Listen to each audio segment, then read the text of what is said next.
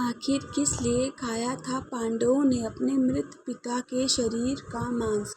आज हम आपको महाभारत से जुड़ी एक घटना बताते हैं जिसमें पांचों पांडवों ने अपने मृत पिता पांडु का मांस खाया था। उन्होंने ऐसा क्यों किया, यह जानने के लिए पहले हमें पांडवों के जन्म के बारे में जानना पड़ेगा। पांडु के 5 पुत्र युधिष्ठिर, भीम, अर्जुन, नकुल और सहदेव थे। इनमें से युधिष्ठिर, भीम और अर्जुन की माता कुंती तथा नकुल और सहदेव की माता माद्री थी। पांडु ने 5 पुत्रों के पिता तो थे, पर इनका जन्म पांडु के वीर्य तथा संभोग से नहीं हुआ था, क्योंकि पांडु को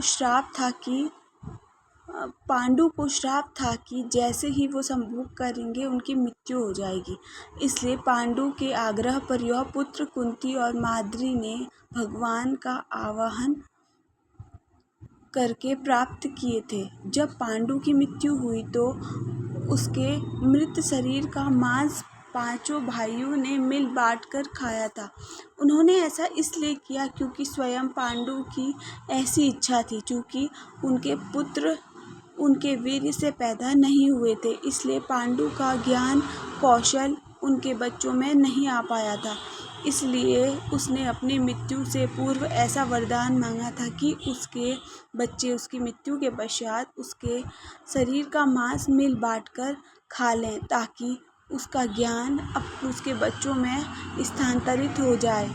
5 पांडवों द्वारा पिता का मांस खाने के संबंध में 2 मान्यता प्रचलित है। प्रथम मान्यता के अनुसार मांस तो 5 भाइयों ने खाया था, पर सबसे ज़्यादा हिस्सा सहदेव ने खाया था।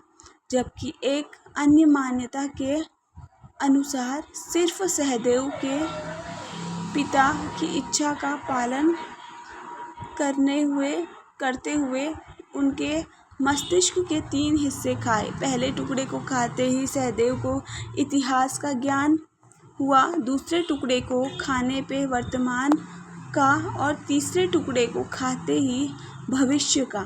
यही कारण था कि सहदेव 5 भाइयों में सबसे अधिक ज्ञानी था और इससे उसे भविष्य में होने वाली घटनाओं को देखने की शक्ति मिल गई थी। शास्त्रों के अनुसार श्री कृष्ण के अलावा वो एकमात्र शख्स सहदेव ही थे जिसे भविष्य में होने वाले महाभारत के युद्ध के बारे में संपूर्ण बातें पता थी। श्री कृष्ण को डर था कि कहीं सहदेव यह सब बातें औरों को न बता दें, इसलिए श्री कृष्ण ने सहदेव को श्राप दिया था कि यदि उसने ऐसा किया तो उनकी मृत्यु हो जाएगी।